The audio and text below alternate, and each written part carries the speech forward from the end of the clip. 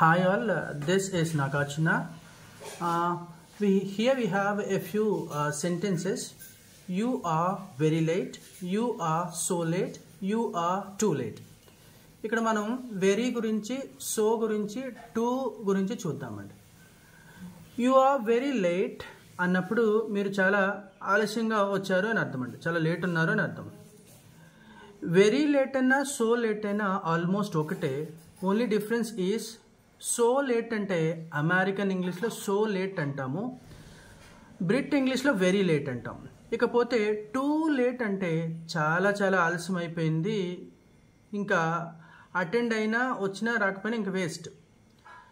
ఇక్కడ కొంచెం ఛాన్స్ ఉంది. వెరీ లేట్ సో లేట్ అన్నప్పుడు కొంచెం ఛాన్స్ ఉందండి. టూ లేట్ అంటే ఇంకా అనవసరం, మరీ చాలా చాలా ఆలస్యం అయిపోయింది. 9ంటికి రావాల్సిన వాడు 10ంటికి వచ్చాడు, ఇంకా అయిపోయింది క్లాస్ అంతా.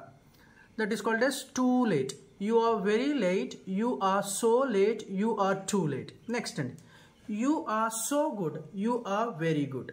మనం డిస్కస్ చేసినట్టుగానే సో గుడ్ అంటే అమెరికన్ ఇంగ్లీష్. మీరు చాలా మంచివారు, మీరు చాలా మంచివారు అని అర్థం అండి. ఇది అమెరికన్ ఇంగ్లీష్లో వాడతాం. You are so good, you are very good. It is very bad, చాలా చాలా ఇట్ ఈస్ వెరీ బ్యాడ్, అది బ్యాడ్ అండి. ఇట్ ఈస్ టూ బ్యాడ్, చాలా చాలా బ్యాడ్. ఓకేనా? ఈ ఎగ్జాంపుల్తో మనం ఒక ఐడియా తీసుకోవచ్చు. The doctors fee is very high.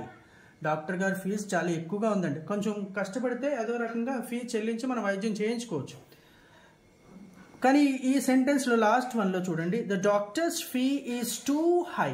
మనం అస్సలు చేయించుకోలేము, చాలా చాలా మనం కట్టలేము, మన స్తోమతకు మించి ఉందన్నమాట అండి. That is the difference we can find among these words. Thank you guys for watching me my video.